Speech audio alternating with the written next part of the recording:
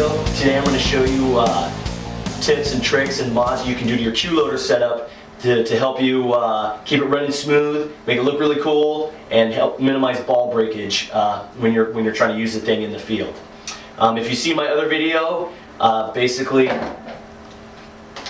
this is my Tippmann Project salvo with my cue loader. It's been modified to the hilt, but today I'm just going to focus in on the cue loader. You're obviously probably familiar with cue loaders.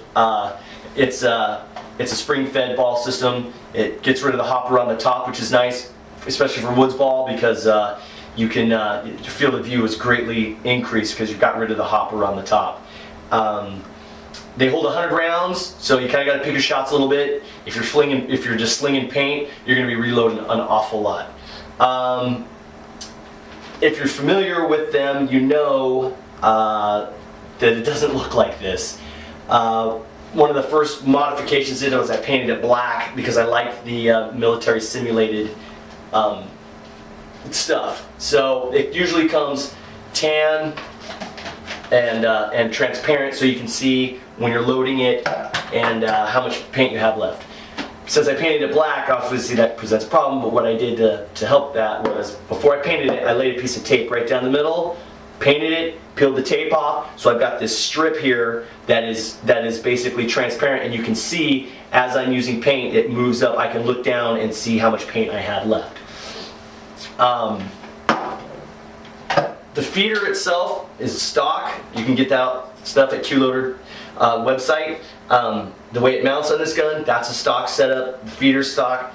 The tube and the elbow here up here, this is all stock stuff. They did a really good job of designing this stuff to make it look, look cool, low profile, stay out of the way, of your vision. It's a great setup. It's nice and sturdy, mounting to the gun. What isn't stock is this piece on the end here. This is something I came up with. Basically, this piece here, as you can see, it's a swivel. It's a circle that basically the pod fits in it nice and snug, and it performs two functions. One, obviously, as you can see, it's there because I like the way it looks. Looks like a grenade launcher, looks pretty trick. It makes the whole gun look a little more real. The other thing, and probably the most important thing, is the stability of the pod. Without it, this pod just hangs out there in midair, and there's really nothing supporting it. So if you hit it, or you're holding it, or you slam it on something, you run the risk of possibly breaking it, this assembly right here. But with this on it, that thing is,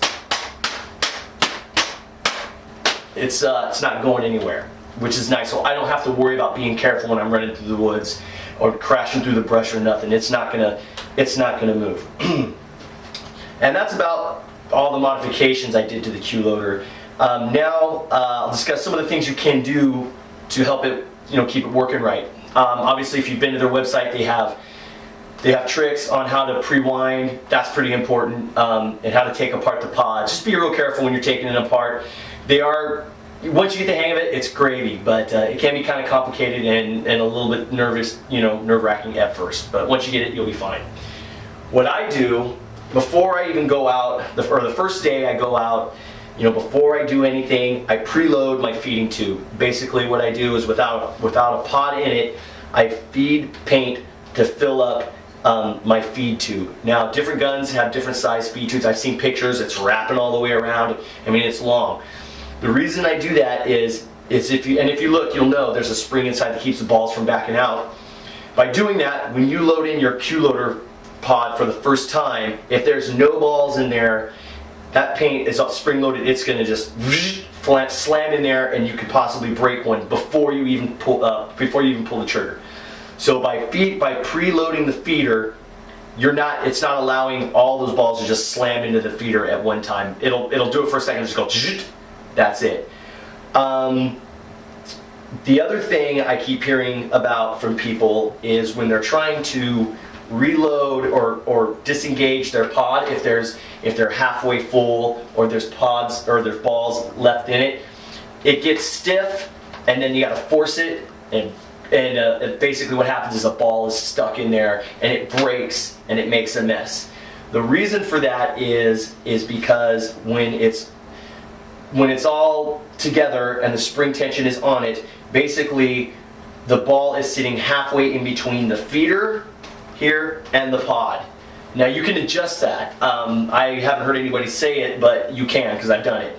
Basically what you do is you can lengthen or shorten your feed tube, and that'll basically make the ball sit in a different position at the point of when it enters the feed tube.